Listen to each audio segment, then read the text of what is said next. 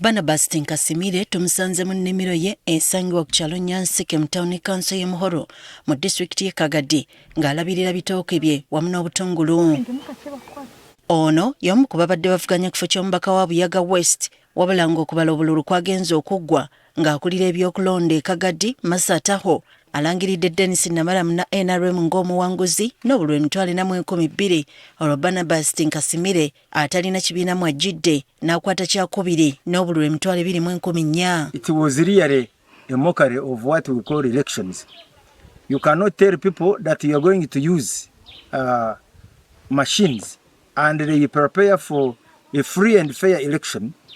Then for you, all of a sudden, when people are in the field, in the entire country, you return to manual system. Tinkasimire ebyava mu kalulu kano abiwakanya ng'agamba nti tekaali ka bwenkanya. Using a register where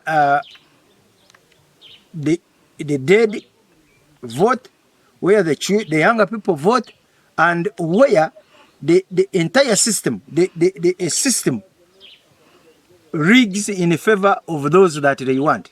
Ono bino abyesigamya ku mivuyo gyerekera mu kulonda nga n'okutuusa kati abamu ku ba agents be bali ku kitanda banyiga biwundu. As we talk now, I still have agents in the hospital.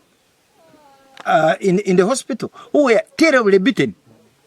That day was too rough for us. Wabula Tinkasimire agamba nti wadde nga yawangulwa talina budde buddukira mu mbuga z'amateeka. As of now, we are still consulting our agents to form a big opinion.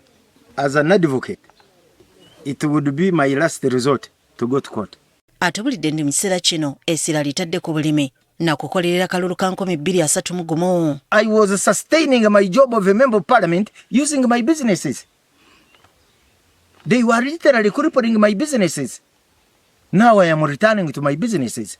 I have a farm, I have 2 radio stations, I have a hotel, I have apartments. I will survive. Akubiriza abantu okukola ennyo okwegobako obwavu ate baweerera abaana baabwe.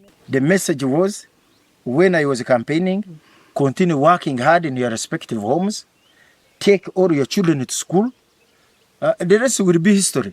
Barnabas Tinkasimire abadde mubaka wa palamenti ng'akiikirira abantu ba Buyaga West okuva mu mwaka gwa 2006. I believe my opponent has promised too much. He was telling lies everywhere he would go. I don't think that he can cover up.